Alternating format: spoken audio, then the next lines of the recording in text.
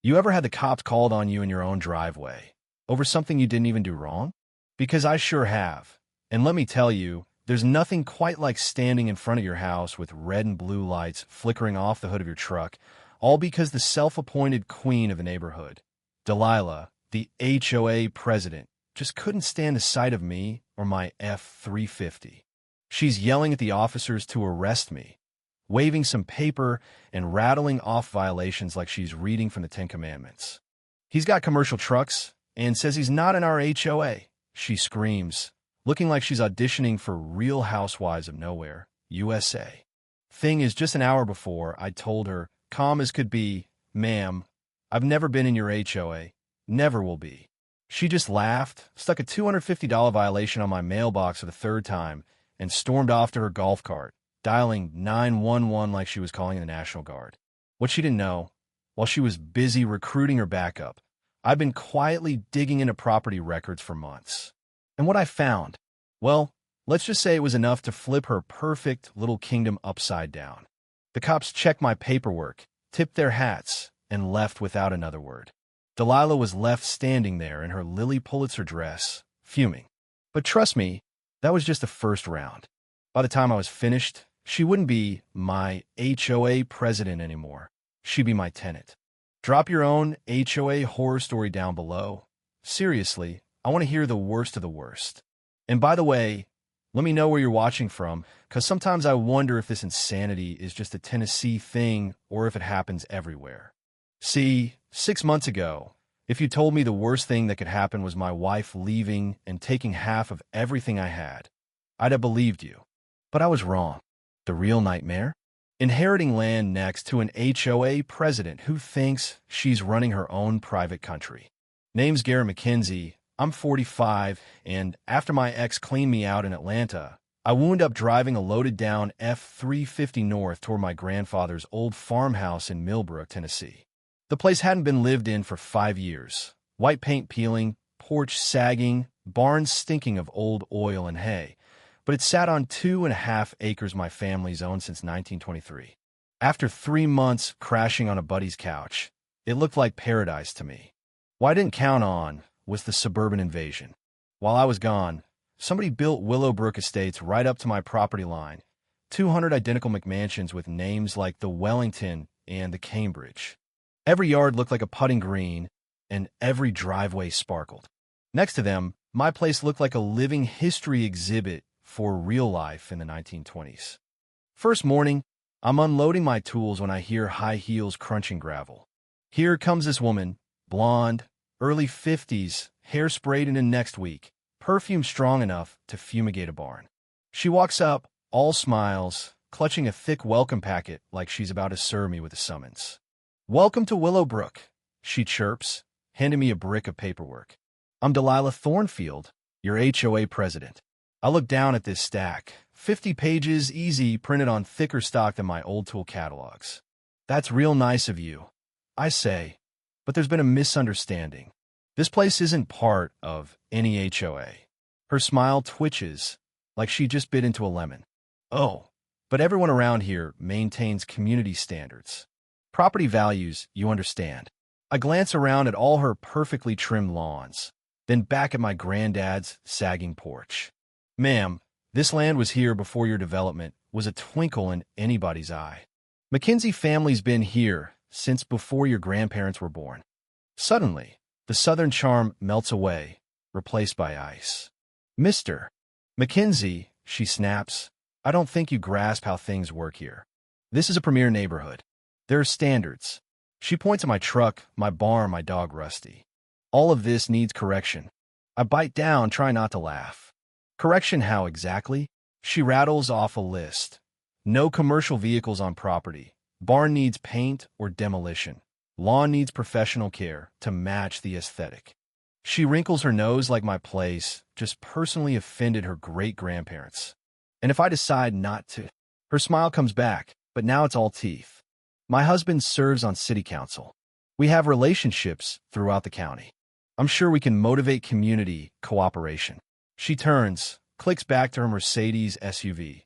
License plate literally says HOA boss, and drives off, leaving a cloud of perfume and threats hanging over my land. That night, I'm on the porch with a cold beer, rusty at my feet, fireflies blinking over the field. I can hear the hum of central air from the McMansions, the crickets from my overgrown grass. Something about the whole thing stinks bad. But what Delilah doesn't realize is I spent 15 years in construction. I know a thing or two about property law, title research, and what happens when developers cut corners. 3 days later, I'm elbow deep in a carburetor when I hear a county truck and Delilah's Mercedes rumble up. Out steps a sweaty, heavy-set inspector, clipboard in hand. Mr. Mackenzie, Rick Jameson, County Code Enforcement. We've had complaints. Delilah's there, phone out, recording. Commercial vehicles, unlicensed business, possible environmental contamination, she intones, as if reading charges at my trial. I let Jameson poke around while I wipe my hands. Inspector, what's this property zoned as? I ask. He fumbles his paperwork, wipes sweat from his brow. Agricultural, residential, mixed use. And that means commercial vehicle storage and mechanical work allowed within legal hours. Equipment for agricultural or construction purposes permitted. Delilah's confidence cracks. Surely there are noise ordinances, environmental regs. Ma'am, Jameson says, everything appears compliant. No violations. He beats a retreat, Delilah's mouth opening and closing like a goldfish. But something about the whole thing nags at me, so that night I drive down to the courthouse. The records clerk, Mrs. Patterson, helps me pull old survey maps, decades of paperwork, smells like an attic. That's when I hit gold. My family sold off most of the land back in the 60s, but kept the mineral rights to the whole 40-acre tract. And in Tennessee, that means everything under 6 feet. The foundation, septic, utilities, is technically on land we still own if those rights weren't transferred. That's something. Next morning, I put up a sign, Mackenzie Farmest, 1923, private property, and set up security cameras. I open a small engine repair shop, perfectly legal under my zoning, and neighbors start lining up with busted lawnmowers.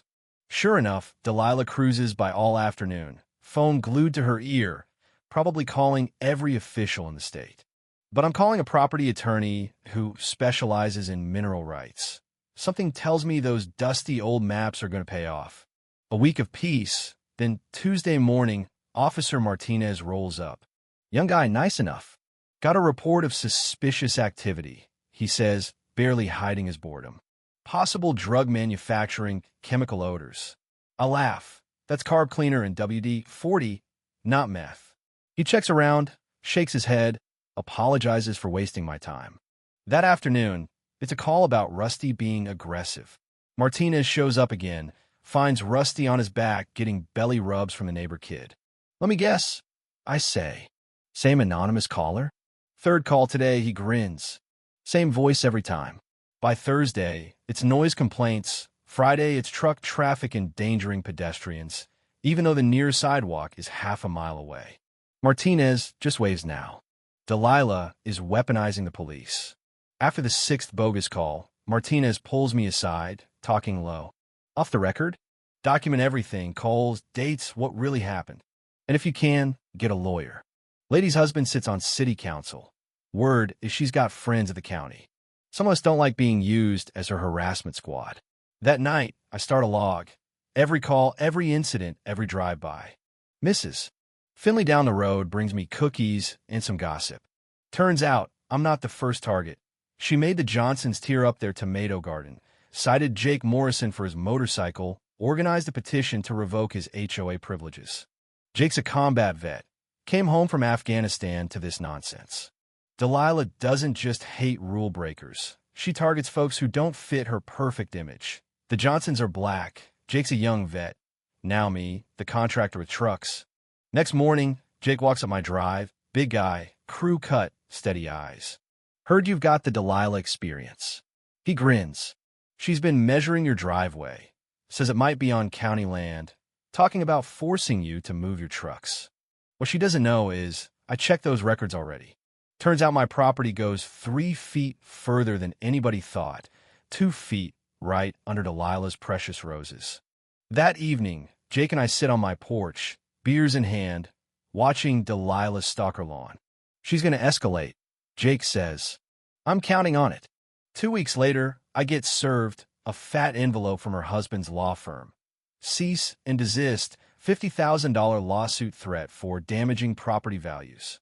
I call up Bobby Hendricks, the surveyor who did the original development. He finds Delilah's fence and shed are actually on my land. Her roses, too. Gotcha. I send Delilah a certified letter, polite, with the survey attached, giving her 30 days to remove her stuff. Next morning, she's out there screaming into her phone, hiring her own surveyor. Same result. That afternoon, she shows up at my door with a check. Maybe you'd consider selling me a strip of land. 15 grand for a 10-foot easement. Land she's been using for free. I play along, record everything. Just a misunderstanding, but court cases can get expensive. The threat is clear as day.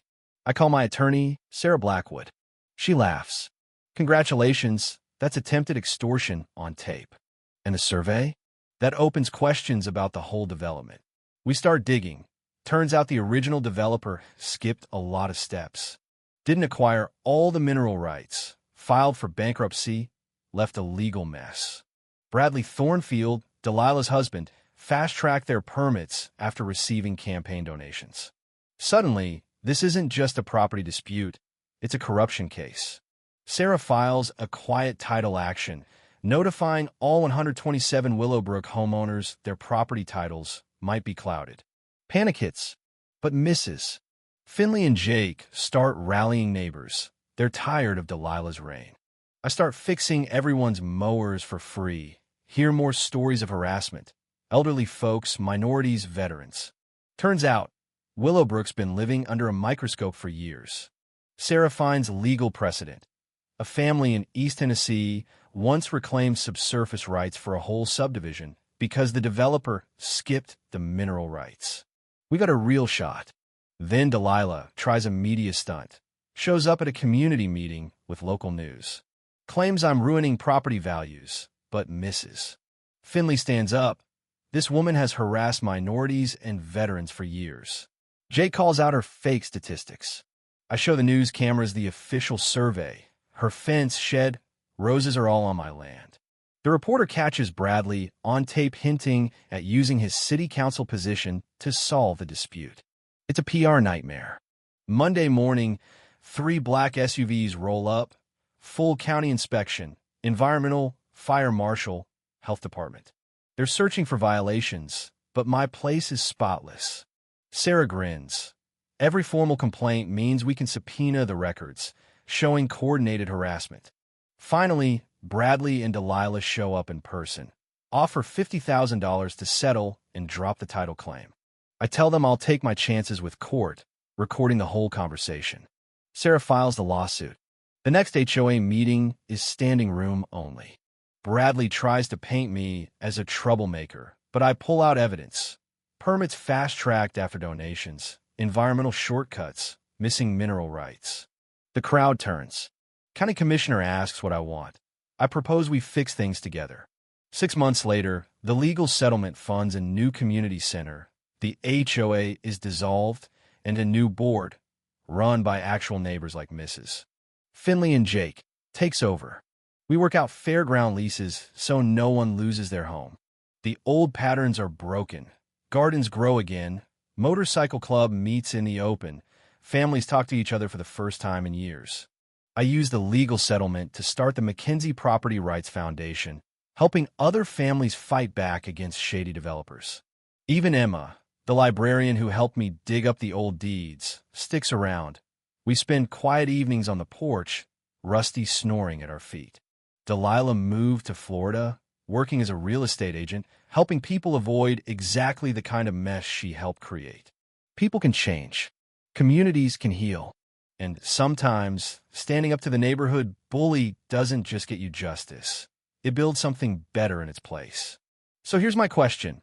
Have you ever tangled with an HOA, a nightmare neighbor, or a crooked developer? Drop your story in the comments. I read every single one.